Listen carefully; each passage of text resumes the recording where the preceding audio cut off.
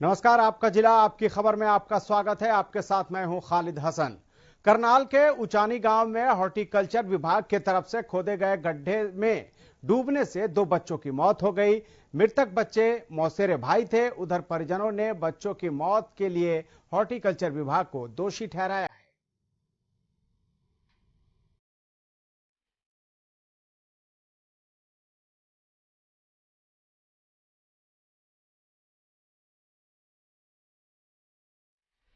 लापरवाही ने ली मासूमों की जान।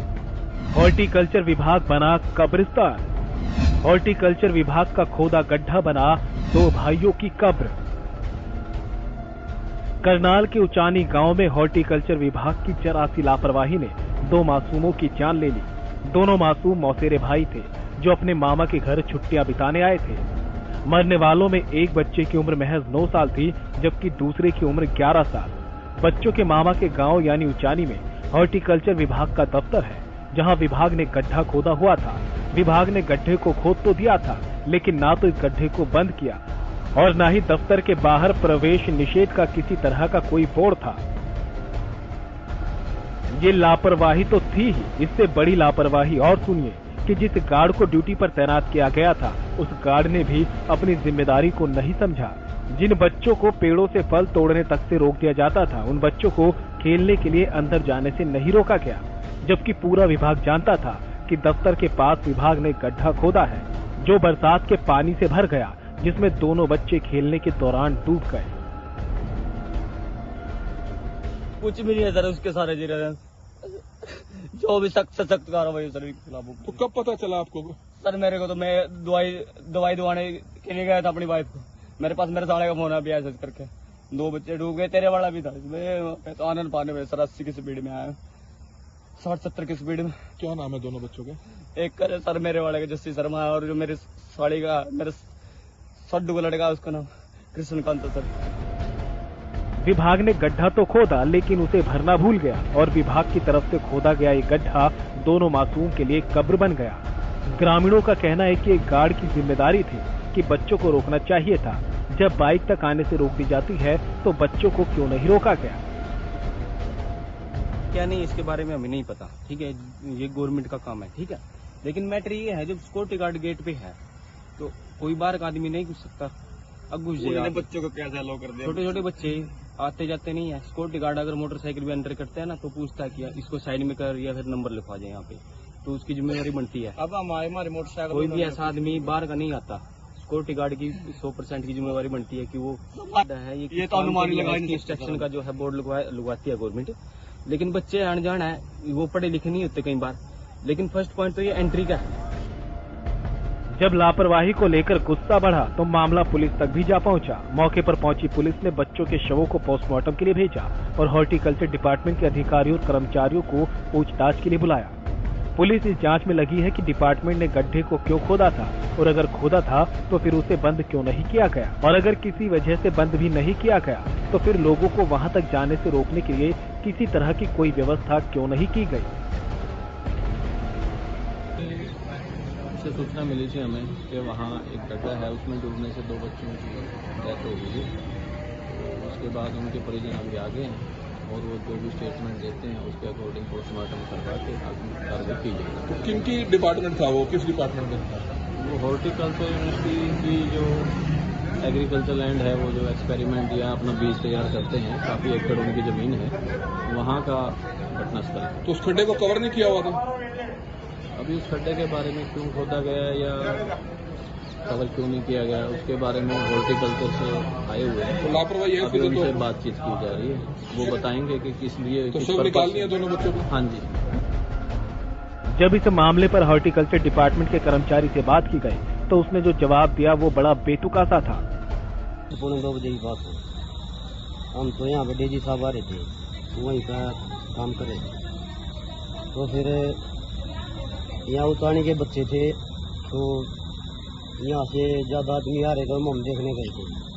वहाँ जाकर पता चला हमें कि कुछ है कि नहीं। बच्चे डेली यहाँ पे डेली आते ना, इतने बच्चे जा रहे हैं, अपने बच्चों को क्यों नहीं रोका, क्यों नहीं रखते? डेली रोकते हैं, कल भी रोके थे। इतने बच्चे क्यों नहीं रोके? वो कल भी रोके थे। इतने बच्चे आपके ड्यूटी के गेट पे, तो ऑफिस में काम क्यों कर रहा है? चौकीदार गेट पे मेरी ड्यूटी नहीं है, मेरी ऑफिस में चौकीदार का गेट पर सिक्योरिटी वाला होगा। बोलो उससे बात। एक ही दिन में एक ही रिश्तेदारी के दो परिवारों के चिराग एक साथ बुझ गए।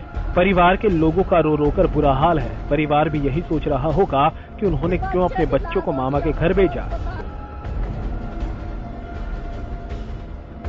न बच्चे उचानी गांव में आते, न खेलने के लिए हॉर्टिकल्चर विभाग में पहुंचते, न प्रशासन की लापरवाही का शिकार होते और न ही खेल खेल में उनकी जान जाती। अब इन दोनों मासूमों की मौत का जिम्मेदार कौन है? ये बच्चे खुद जो खेलने पहुंच गए थे, परिवार जिन्होंने बच्चों को खेलने के लिए भेज दिया था, वो गार्ड जिसने अपनी ड्यूटी ईमानदारी से नहीं की, या हॉर्टिकल्चर विभाग के तमाम कर्मचारी और अधिकारी जिन्होंने गड्ढा तो खोद दिया लेकिन ना तो बाद में उस गड्ढे को भरा और ना ही गेट के बाहर किसी तरह की कोई चेतावनी का बोर्ड लगाया। सवाल कई हैं, लेकिन क्या प्रशासन इन मासूमों की मौत से कुछ सीखेगा? क्या भविष्य में इस तरह की कोई वारदात नहीं होगी? इसकी जिम्मेदारी हॉर्टिकल्चर विभाग लेगा। हरियाणा न्यूज के लिए करनाल से कमरजीत सिंह विर्क की रिपोर्ट।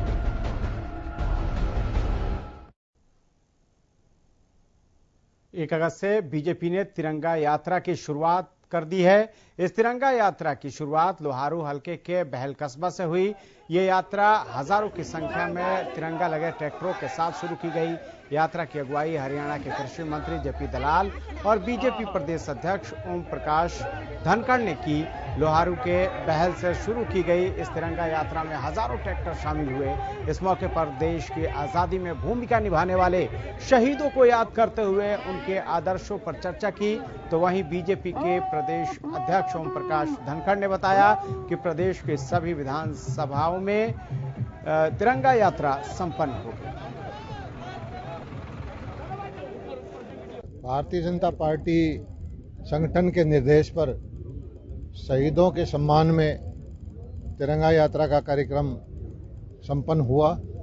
सौभाग्य हमारा ये है कि प्रदेश में पहला कार्यक्रम लोहारू हलके से शुरू हुआ और हमारा ये कृषि प्रधान क्षेत्र है, किसानों का क्षेत्र है और जो हजारों की संख्या में शहीदों की याद में अविस्मरणीय दृश्य देखने को मिला है।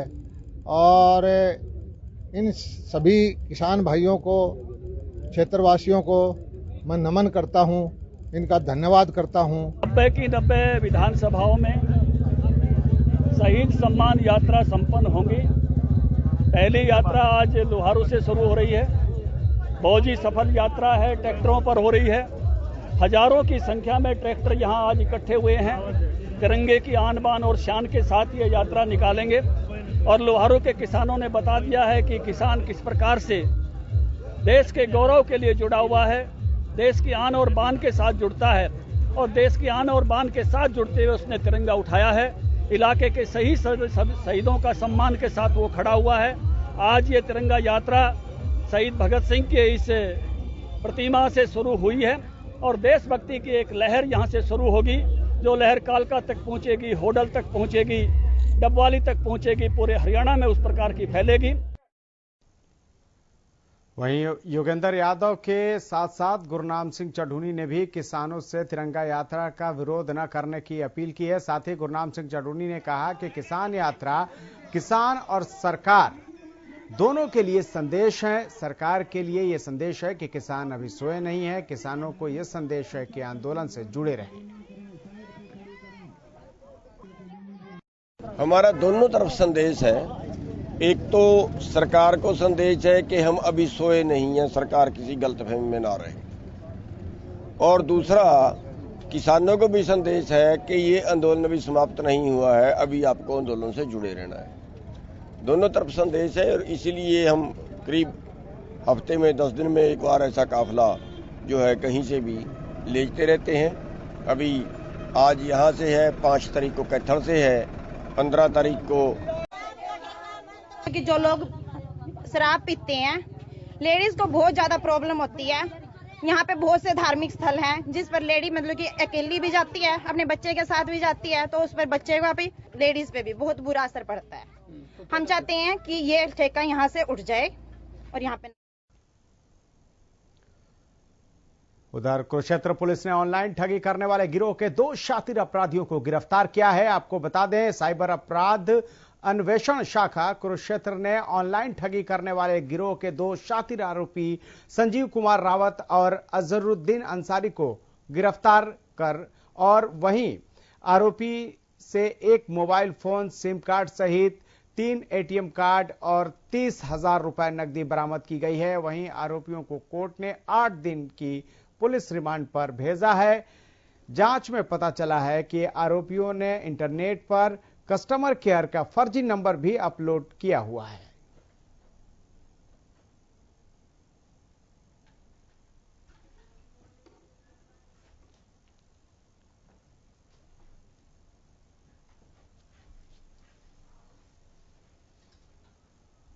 उधर फरीदाबाद में चल रहे देह व्यापार का पुलिस ने भंडाफोड़ किया है। फरीदाबाद के नीलम बाटा रोड पर स्थित श्री बालाजी होटल में इस घिनौने काम को अंजाम दिया जा रहा था।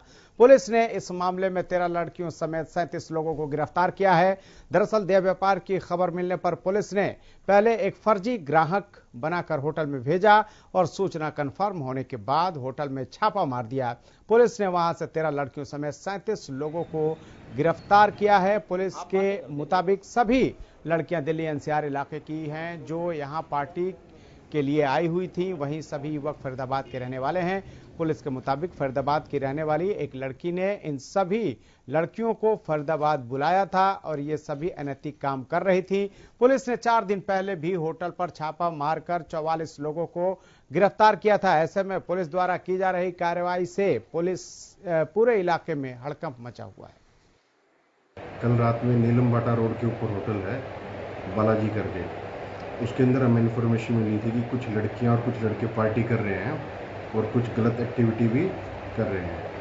तो वो इन्फॉर्मेशन मिलने के बाद हमने वहाँ पे छापा मारा है। सर कितने जने हैं ये जिनको पकड़ा गया है? ये करीबन 13 लड़कियां हैं और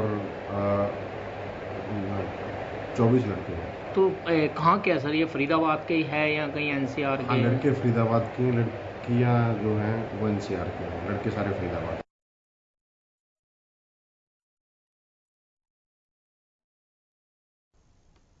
उधर गोहाना के जवाहर गांव में 2 दिन पहले हुई हत्या के मामले में पुलिस को कामयाबी मिली है। पुलिस ने एक आरोपी को गिरफ्तार किया है। आरोपी ने कबूल किया है कि उसने लूट के इरादे से सेल्समैन सुमित पर हमला किया था, जिसमें सुमित की मौत हो गई। वहीं इस मामले में जानकारी देते हुए एसएसपी ने बताया कि पुलिस आरोपी को अदालत में पेश कर रिमांड पर लेगी ताकि लूट के पैसे और सामान को बरामद किया जाए। 29 जुलाई को सदर थाना गोहाना में एक शिकायत मिली थी जिसमें बताया था कि जो जवाहरा गांव में स्थित ठेका है वहां पर किसी अननोन व्यक्ति ने ठेके की जो छत है उसे फाड़कर अंदर घुसकर जो ठेके में सेल्समैन था केशव दत्त उसकी तेजधार हथियार से हत्या की है। इस मर्डर को ट्रेस करने के लिए कई टीमें गठित करी गई थी और इसी के अंतर्गत जो सोनीपत पुलिस की CIA 1 की इकाई है उसको सफलता मिली है। उन्होंने गिरफ्तार किया है सुमित उर्फ मर्दाला पुत्र राजवीर वासी जवारा गांव को। और जो प्रारंभिक पूछताछ हुई है हमारी सुमित के साथ, उसने ये स्वीकार किया है कि हाँ ये हत्या मैंने ही करी।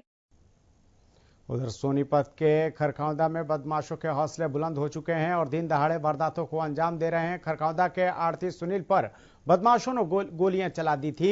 इस दौरान कुछ ग्रामीण ने इस वारदात को देख लिया और जोर जोर से शोर मचाया तो आरोपी मौके से फरार हो गए। घायल आड़ती को स्थानीय लोगों ने उठाकर खरखौदा के सामुदायिक स्वास्थ्य केंद्र में दाखिल कराया, जहां से प्राथमिक उपचार के बाद रोहतक PGI रेफर कर दिया। फिलहाल पुलिस आरोपियों की तलाश में जुट गई है।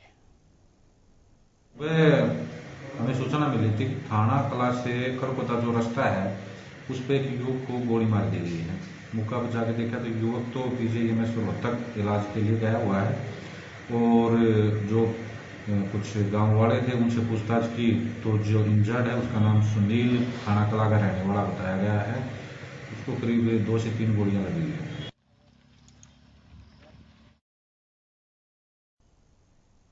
उधर पहाड़ी इलाकों में लगातार हो रही बारिश के बाद सिरसा से गुजरने वाली घग्गर नदी का जलस्तर बढ़ गया है।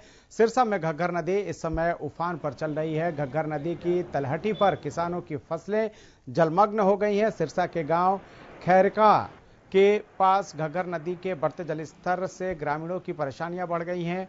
सिरसा की घग्गर नदी में फिलहाल 33,500 क्यूसेक पानी पहुंच गया है। घग्गर नदी का पानी आसपास के गांवों के खेतों में भी पहुंच गया है और लोगों को सिरसा में बाढ़ जैसे हालात दिखाई दे रहे हैं। हालांकि जिला प्रशासन ने बाढ़ से बचाव के लिए इंतजाम करने का दावा किया है। ग्रामीणों की ओर से अपने स्तर पर ट्रैक्टर ट्रॉलियों की मदद से मिट्टी डालने का कार्य किया जा रहा है। बहुत खतरा महसूस हो रहा है जी। नाली का आगे तो पानी बहुत बांध छोटा है और मोड़ आता है ना, वहाँ पर पानी दबाव डालता है, इसलिए वो बिल्कुल छोटा होता जा रहा है और किसान पूरी मेहनत कर रहे हैं पानी को ना टूटे। बहुत प्रयास कराए जा रहे हैं प्रशासन द्वारा। वो नरेगा वाले मजदूरों मिट्टी गिरा रहे हैं, वो वहाँ पर पक्का कर रहे हैं और गट्टे भर भर के। हमारे यहाँ 1990 के अंदर बाढ़ आई थी। सारनी के पीछे ये तटबांध टूटा था, उसके लिए यहाँ से लेकर लगभग रानिया जैसे गाँवों को 10-15 गाँवों को इसने चपेट में लिया था। उस वक्त से हालात अभी कुछ कंट्रोल में है। वैसे हालात अभी तक नहीं हुए हैं। बाकी सरकार इसके ऊपर जो जोर देगी तो वैसे हालात नहीं होंगे, यदि सरकार चाहे तो। और इसी तरह यदि पानी बढ़ेगा तो वैसे हालात ना हो जाएं, ये इसके लिए मैं सरकार से भी निवेदन करूंगा कि 90 जैसे हालात ना हो।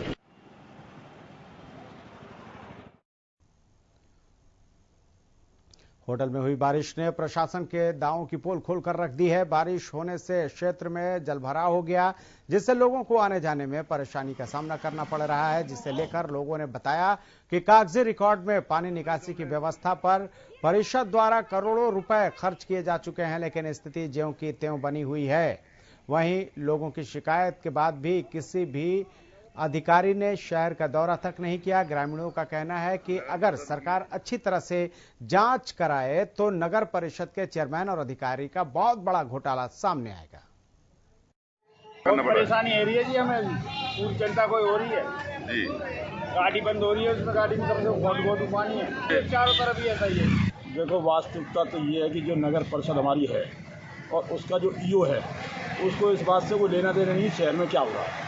उसने तो सिर्फ अपने भ्रष्टाचार की तरफ से कि कैसे ही हो कि भाई नगर परिषद खानी है, उसको इस बात से कोई लेना नहीं पब्लिक कितनी परेशान है कितनी नहीं परेशान है। चारों तरफ कहीं से निकल जाओ। मैं सब्जी मंडी से आया हूँ, ना रामलीला ग्राउंड की तरफ निकलने का रास्ता था, ना यहाँ से कहीं से कोई रास्ता नहीं है कि यार कोई कहीं जाना आना चाहिए।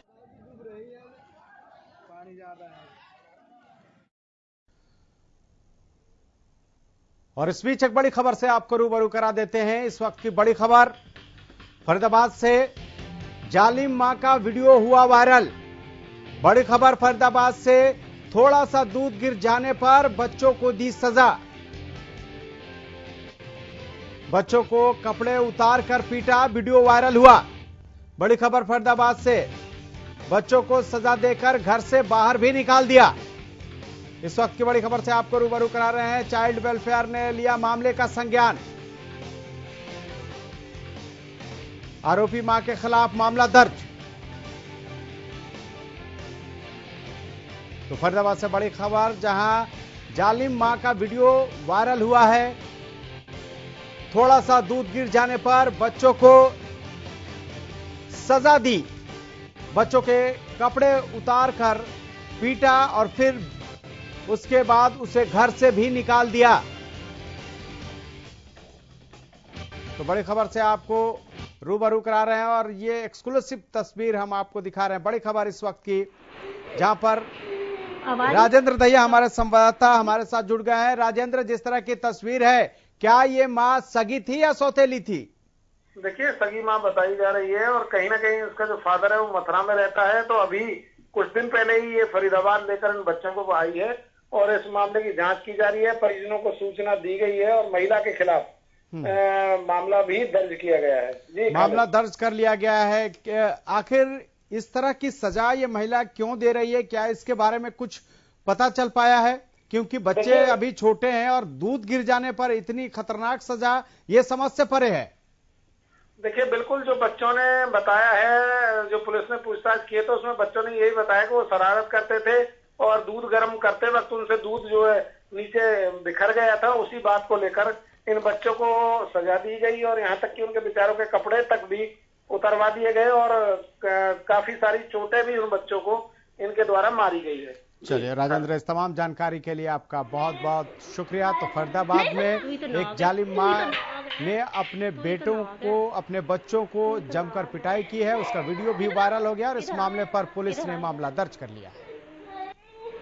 कपड़े उतारो, जल्दी कपड़े उतार, दोनों उतारो, आवाज नहीं आनी चाहिए, फोड़ दो, आवाज नहीं आनी, जाओ निकलो यहाँ से। अभी फिर मारूंगी, इसी से मारूंगी, इसी से ना, मैंने बोला मुझे आवाज नहीं चाहिए, नहीं सुनना, तू ही तो नाग है, तू ही तो नाग है।